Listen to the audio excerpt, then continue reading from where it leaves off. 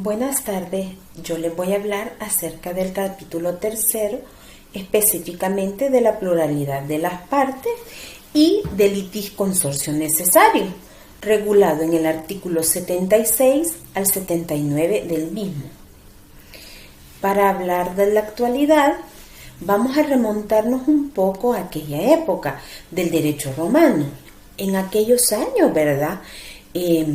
Existían las acciones de la ley, pero eran de excesivo ritualismo y formalismo. Por lo tanto, eran un poco injustas, por no decirlo bastante.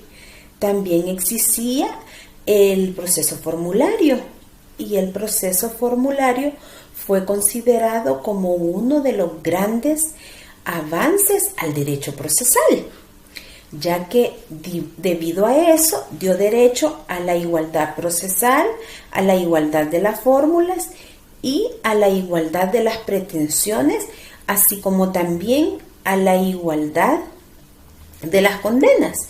En ese momento existían en un proceso, ¿verdad?, lo que se llamaba la demonstratio, que era la parte de la fórmula que indicaba de qué se trataba el proceso. Eso enunciaba la causa de la acción. También estaba la intentio, que era la que contenía la pretensión del demandante, o sea, el objeto del pleito. Esta era una parte esencial de la fórmula. También estaba la condenatio, que era la parte de la fórmula en la cual el juez tenía la facultad, ya sea de condenar o de absolver. La diferencia era de que en aquellos años la diferencia siempre iba a ser de carácter pecuniario, ¿verdad? Bueno, y finalmente se llegaba a la judicatio, que es la que presentaba las acciones divisorias. Y esta cláusula se le atribuía al juez la capacidad de resolver. Bueno, ahora que ya hablamos un poco del derecho romano, en el derecho procesal vamos a hablar acerca de nuestra época actual, ¿verdad?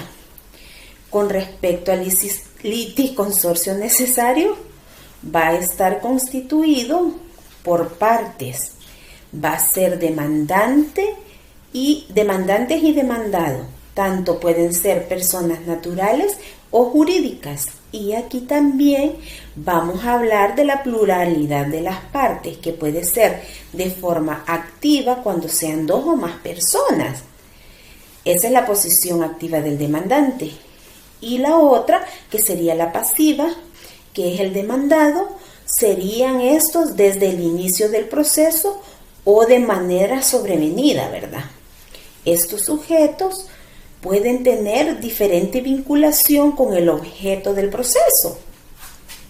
Pero ahora que ya hablamos de eso, ¿por qué se vuelve un litis consorcio necesario? Y eso es cuando en un proceso son varias las personas que aparecen como demandantes o como demandados en el proceso, ¿verdad? Porque estamos hablando de ello. La litigación es trabada en lo subjetivo de la relación jurídico-procesal que hay entre ellos. Y acá se tiene un derecho indivisible, por lo que son varios los involucrados, ¿cierto? Todos deben ser llamados al proceso para que ellos puedan ejercer su derecho de defensa que se les otorga. Lo que no haga eso, es bajo su propia responsabilidad y albedrío. Ahora, con respecto al ámbito, es de que todos los sujetos afectados deben reclamar el efecto que de ello ha devenido, el efecto jurídico, y como parte actora, o que demandan conjuntamente en un mismo proceso. Ahora, de lo anterior podemos decir entonces que el litis consorcio activo necesario y el litis consorcio pasivo necesario tiene pluralidad de deudores. Ahora, de lo anterior volvemos a repetir que será litisconsorcio activo necesario en los siguientes casos. Y uno de ellos es en los litigios de nulidad, en el cumplimiento de obligaciones indivisible, ¿verdad? Y en el caso de que exista pluralidad de acreedores. En este caso, cuando exista la negativa del cotitular la negativa de demandar, todos ellos deben demandar conjuntamente. Bueno, pero ahora, ¿qué sucede si uno de ellos no desea reclamar el derecho que le otorga la ley? Bueno, entonces en ese caso, ¿verdad? Específicamente, no se le puede obligar a que demande a las partes, ya que de ser obligado estaríamos cayendo en un acto de inconstitucionalidad. Tampoco se les puede impedir el derecho que les pertenece, ¿verdad? La ley desea que las personas involucradas de forma pasiva o negativa actúen en el proceso y que, aunque sea, se les emplace, ya quedará a criterio de ellos si desean ser parte o no, pero el Estado ya salió de su responsabilidad, ¿verdad? Ahora, en el caso de que haya discrepancia entre los codemandantes, entonces ahí hay que determinar qué es lo que se va a hacer con los que no quieran formular la demanda. Bueno, pero también lo otro es de ver si están interesados en declarar, si lo harán conjuntamente o de forma individual.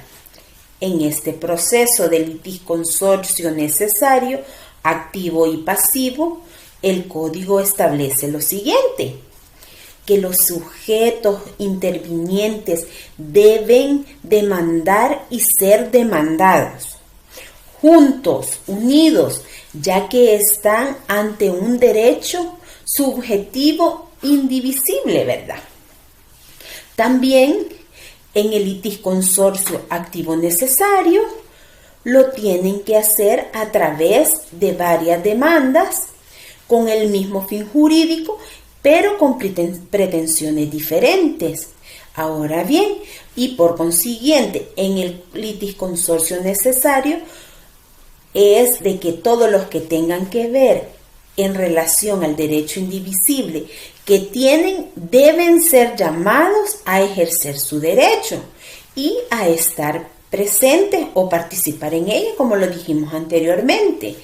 En el artículo 85 nos establece que todos tenemos la libertad de representación.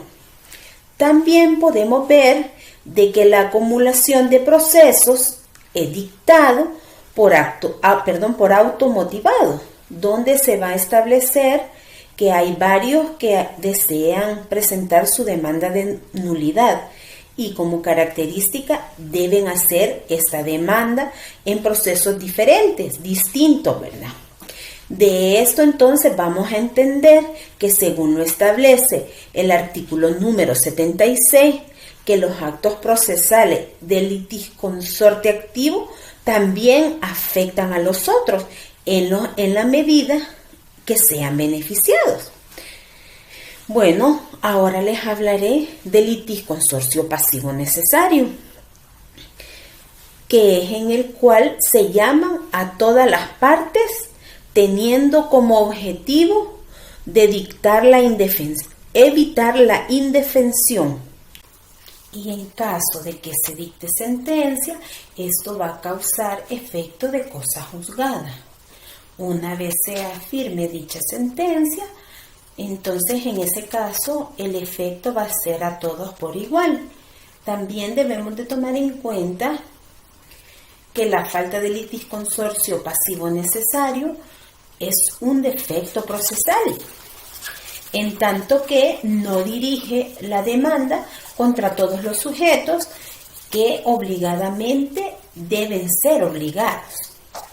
Bueno, recapitulando, con respecto al litisconsorcio necesario, debemos de tomar en cuenta lo siguiente, que está dentro de la pluralidad de las partes, abarca el litisconsorcio necesario, la excepción de falta de litisconsorcio, el litisconsorcio en caso de nulidad de los actos jurídicos y también la integración del litisconsorcio.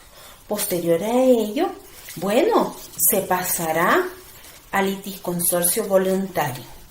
Este ha sido mi parcial de la tercera evaluación de Derecho Procesal Civil y Mercantil.